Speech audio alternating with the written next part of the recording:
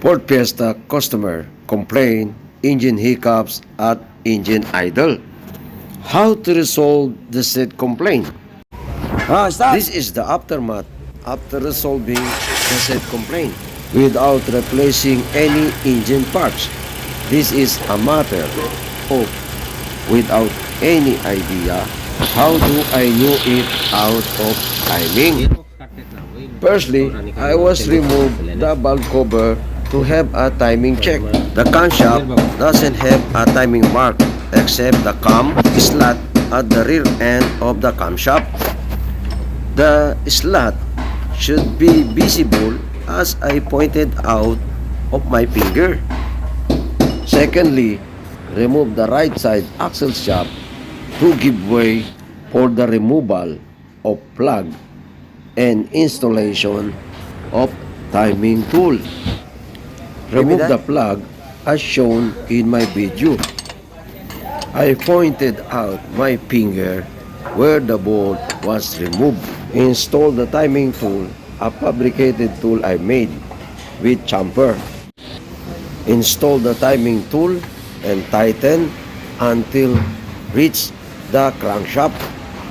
Once you install it, the crankshaft shouldn't be rotated either clockwise nor counterclockwise as shown in this video.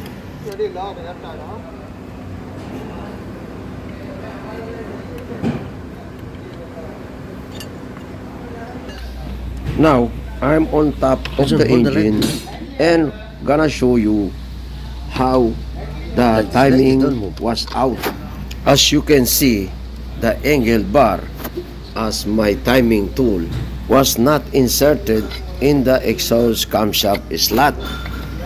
I will use a pillar gauge just to show them the gap. If the timing was out of how many it's created engine hiccups. Engine idle was not smooth. I don't have timing tool for this model. Just I made my own for time being only. The angle bar wasn't really to insert, right? It was shown very clearly that the timing was out. If you don't have timing tool, try to make us a DIY in order to solve the problem. As I had said, have an idea, techniques, ability, than waiting and not solving. Be talented to resolve it. Have trust yourself. Say you can do it. The most important thing is the running mate. Running mate, speaking of timing, it won't lose you either in line nor bank engine.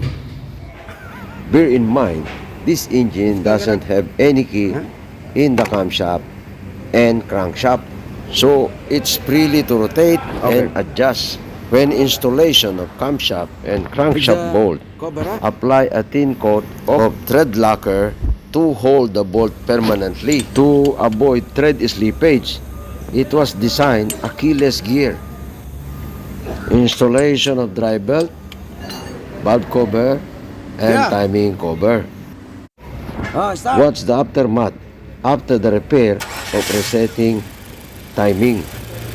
Timing was out of 30 degrees after top dead center. It's such kind of a matter of an excuses for nothing after the repair. It's like it's just an excuse. See, timing very small. Small only. Little gap. They change the coil, the spark plug, throttle body.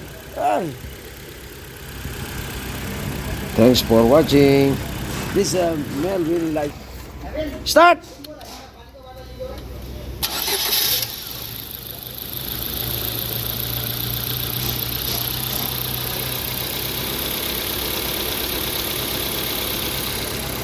Switch up! Switch up!